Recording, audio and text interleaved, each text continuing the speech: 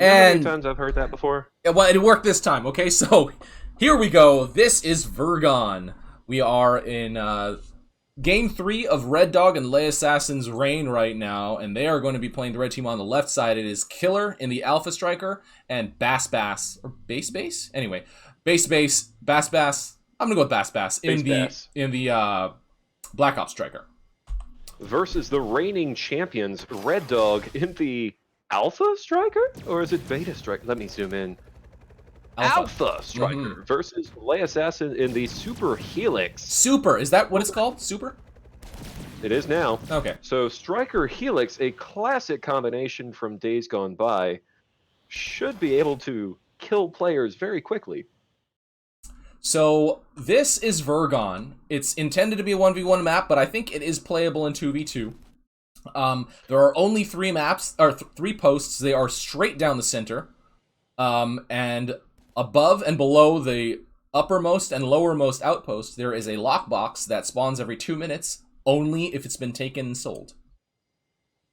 This map is RUI's response to, how do you make a map without a mid-fight? And the answer is just make everything mid-fight. No matter where you go, it counts as mid.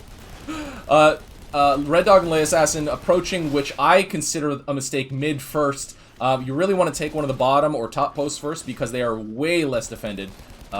Way less defended. The bottom is a little bit tricky because there are peppers facing the neutral post. So once you take the post, the peppers are about to re-neutralize it immediately. But peppers are directional, so they're easy to kill. So you need to know the map, basically, is what I'm getting at. Meanwhile, Killer migrating to the top outpost. I'm going to be clearing that out for red. Carbon's couple of tanks that they had put on the middle are going to evaporate. Yeah, basically. One already dead. And we already have a fort drop because forts are so damn close together. Dillos have a high vapor pressure in comparison to other kinds of chemicals. Vapor pressure? Science. Okay. It's Killer's gonna kill everything else. That's what he do. That's killer be killing, basically. Is what I'm getting at here. Killer said, "Oh man, did he die?" Those peppers were really keeping Carbon from neutralizing that bottom. So if anyone in on the stream is not aware, chat comes through in real time. So in real life, whenever they say it, it comes through right there. But they're like a good 30 seconds ahead because of the spec buffering. So we're gonna see chat basically 30 seconds in the future, if that makes any sense. Killer with a freaking ice cream bucky fort drop over here. I don't even know if that's gonna work. Fort push though with a variety of tanks from the red team. LeAssassin sees it, immediately drops some heavy mines. That's gonna be grisly. Will they arm in time? I think they will. Yeah. Oh god. Yeah, Oh, right there, just in time. Oh, but the Ratchet gets the first one. The Ratchet gets the first one. Oh, and but 3 goes. tanks. Now that's cost efficiency. Yeah, that is decent. 3 tanks. Well, yeah, 3 tanks, 3 mines overall. That was worth. That was definitely worth. They have a long arm time, but man, you gotta predict that they're there. But after that happened, I did forget to point out that one of the interesting things about this map is that basically, since all of the posts are within proximity of the fort, and they're all straight down the middle, basically, from any post, you can do a fort push. You are in proximity of doing a fort push, so at any time you want to reallocate your units and surprise the crap out of your opponents, you can do that. Just go straight for the fort. Can you explain to me the logic behind putting a bunch of high ground around the rear of the fort, just like the high ground that you complained about all the time on Thar? Yes, I've changed my mind. Have you? I have. I'm okay with things that are hard to block, mostly because I think the whole thing about blocking is not that important. I don't really think it creates that great of like gameplay dynamic or whatever. Oh, and LeAssassin. Tank Tetris is no longer a sign of a good skill. Yes, yeah, blocking is not really a big deal. I mean, a lot of people see it as free damage, which is not true. You have to, assign a unit there. It'll probably die eventually, and it creates a distraction. And the more distractions, the more ability to distract in this game, the better. And I think that's better for the gameplay. Now we've settled into a proper mid-fight. Carbon team with the bottom post, red team with the top post, both trying to approach middle from their own vectors, but Carbon team seems to be getting a little bit of the upper hand here. They've got heavier units. Killer does get killed. Becomes killy. He becomes the killy. Oh god. Yeah, I don't think either of these teams are aware that the box spawns every 2 minutes, and where they are to begin with, so in this case, specifically, only now, I kind of hope some of them are stream cheating, because I want them to know that these boxes are there. Go grab them. They spawn every 2 minutes, but only if you grab them, so you're not going to have a stack of boxes. Yeah. So they spawn in the direct north and south poles of the map. The bottom one is completely undefended, whereas the top one does have 2 unfriendly turrets flanking it. Right, but it is super easy just to fly by, grab the thing, get hit by a couple missiles, especially if you own the top post. It's basically free credits. Oh, I kind of like the zipper drops, because they're zipper drops. So you got a couple on fort, got a couple on the bottom center. So should be able to neutralize that carbon outpost. RedDog doesn't quite see those zippers yet, so he loses the outpost. Needs to go all the way back home to the fort to get any infantry. But because the middle post is closer proximity, all the creeps proc to the center, and they're not going to come to any neutralized post to the top or bottom. Yep.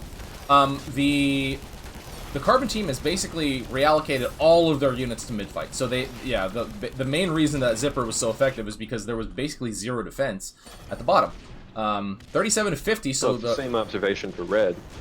That's true, however, they are kind of fighting off of their post, I think. Killer's taken an interesting tactic, putting half his forces on the east side of the center post, just so that if he chooses, he can just say, fuck you, I'm going to fort. There you go, yeah. And really, actually, from the top is probably a little bit more direct. BassBass tries to get the south lockbox and immediately gets double killed. I didn't actually see that, damn it. The stupid mini-map. He listened to you, he took your advice, and he was murdered because he was murdered because of what I said. Well, whatever. That's fine.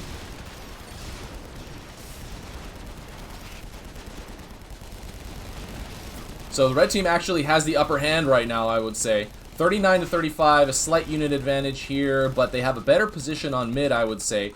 The bottom is probably easier to fight against mid from the bottom than the top, but the unit advantage right now for red team, and a death by LeAssassin, not looking great for Carbon team. How do you toggle the upkeep number? V. Ah. V as in upkeep.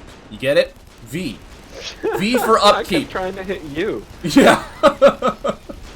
Well, you see, a V is just a pointy U, so, you know, you need to think about it like that. Makes sense. Critical thinking, yeah. I don't like that push from red. I think that's, that could throw the game there. Well, it would be fine with mech support and some distract, but all of the Carbon units, oh boy. Oh gosh, yeah, they're all split up and all that stuff. That was not the right time. Plus, Carbon team's got the high ground, so red tanks are missing half their shots. Yeah, indeed. I think it's probably about time for red team to pull back just a little bit. They're in an unfavorable position right now. They're losing a lot of units right now, and they're fighting a literal uphill battle against Carbon team on the high ground. It's weird to see a complete lack of long-range artillery or buckies for the Carbon team at all. And they would be effective. Now that they're level 7 and 8, you would think that, okay, now's the time to get some Berthas, get some Goliaths, you know, start with those endgame units. So we have 2 kills, BassBass and LeAssassin going down, just like a 1v1 between Killer and RedDog right now. But yeah, the Carbon team with some artillery, you know, they're fighting from high ground to low ground. It's like the most preferred situation there.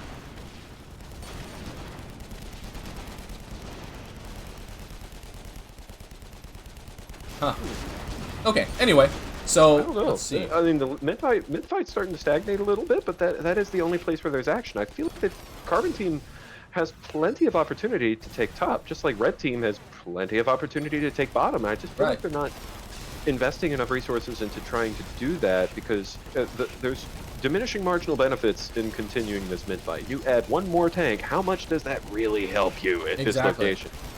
And considering that both forts are completely undefended and it's a fairly tight map, I would expect to see quite a few more fort drops from both teams. just to get that little tick of damage in. That's what I'm saying. Like, it would be nice to have that, you know, distraction. You bring the enemy away, and it's relatively cheap. And there's so many paths to the fort that they can send Zipper here, Jackal there, whatever they have in their loadout. Even a single Dillo, a Bucky that Killer dropped. He dropped it really close to the fort when he didn't have to. He could have just dropped it on a certain point of the map. Granted, these players probably aren't that familiar with the layout of the map, but either way, you hit the attack button, it'll go on attack. I do think it's interesting that on a typical game, like if you're on Dust or Duel or whatever, you're going to see both teams upkeep capped, and the real strategy in the 2v2 revolves around trying to maximize their upkeep. But in this case, you have neither team can get to their upkeep cap, and they're completely starved for credits. Right. The red team briefly grabbing all 3 posts on the map, now pushing out. Only Killer here. Oh no, okay. BassBass and Killer are both here to support. Dropping some on the high ledge, doing a little bit of damage. No lunchbox for the Carbon team, I think. And all of the red team units are trickling in. Oh god. It's on the fort, but BassBass is going to kill it. Oh, it is on the fort. Okay, there you go. Oh man. Oh man. The red team, all of their units trickled in slowly for Carbon to kill, basically one at a time. It was pretty much a shooting gallery, and at this point, the red team has lost a lot of their units. Basically they had this game. That was no small amount of damage. It wasn't, but with a lunchbox, they didn't blow up the Carbon teams at mid though. Like they had a really good push going. They had a big swing of momentum, but they didn't clean up the units. So this is back to upkeep neutral. Carbon can definitely swing right back in. Yeah, especially if Killer gets missiled like that by level 3 missiles from R3ddog. And it looks like the Carbon team is going to be able to clean up the rest of the red units over here. Where is BassBass, man? Where is BassBass? Back at fort. Okay, I think red team has conceded, I'm guessing. Oh no. Okay, it looks like BassBass is just not moving. He might be filing his tax returns. The new deadline is June. Okay, yeah, just need to hop on those early, you know, be a responsible citizen. Absolutely. Yeah.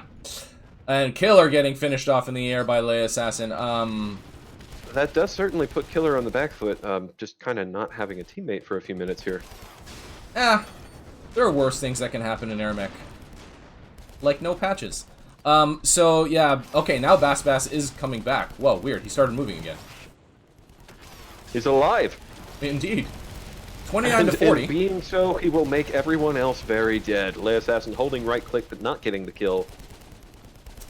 The red team has actually not lost top yet, so that's good for Which them. is shocking. Yeah, a little bit shocking with a team member gone for a minute or so. I don't know, maybe he had to go take out the garbage. Have you seen Galaxy Quest?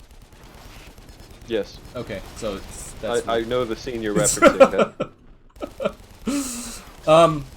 Whoa. Okay. Sometimes weird stuff happens and it makes me think the playback for the game broke. But a Goliath and a bunch of Dillos coming in to the mid by the Carbon team. 22 to 33, so 2 to 3. I did the quick math there. So weird seeing 10 and 11 level mechs coming in with Dillos. It is pretty funny. And BassBass saying he has to go, unfortunately. That does mean a very likely loss. He won this, yeah. Killer, we totally get it. You had this game in the bag, but your teammate, God. Ugh. At the end of the day, when the IRS knocks on the door, you gotta answer, they're coming in. If your teammate leaves, can you straight up surrender? Or does the AI have to also approve? I don't know the answer to that. You should be able to. Yeah, you should be able to, but you never know. Well, either way, he's got domination damage about to come in. Indeed.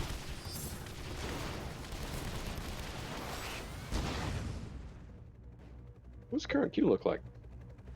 What does Do we have anyone in the queue? That's a good question. The queue is empty. If you are currently watching the stream and you would like to get in on this and challenge the reigning kings, R3ddog and LeAssassin, all you have to do is find yourself a teammate, navigate to Twitch chat, and type !join. That's J-O-I-N, join.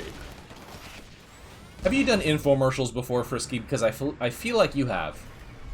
No. Okay. Just, you know, just kind of a guess. I'm just good at spelling. Spelling. Ooh. So, I guess I'll pay out to BassBass. He played the majority of the game, and he said sorry. He did say sorry. Yeah, apologizing Yes. is definitely worth something. He didn't say, screw this game, I'm leaving. He said, sorry, gotta go. Expressing remorse is tight. As if there are more important things that can possibly happen in life other than a video game. Indeed. If you are not prioritizing this video game right now, I don't even know who you are. You're probably one of the other 7.5 billion people who isn't the 20 currently on the stream. Hey, 7.5 minus 20, alright? So that's like 7.499999. When should I stop? 9.999%? Or more people? Anyway. I don't know. Probably up by a few orders of magnitude. R3ddog and LeAssassin taking this game on Vergon over Killer and BassBass, but according to Killer, only because BassBass left. And you know what? I tend to agree. Killer OP. We will see who is next in queue, if anyone. And, move on. Long live the king. Long live these kings.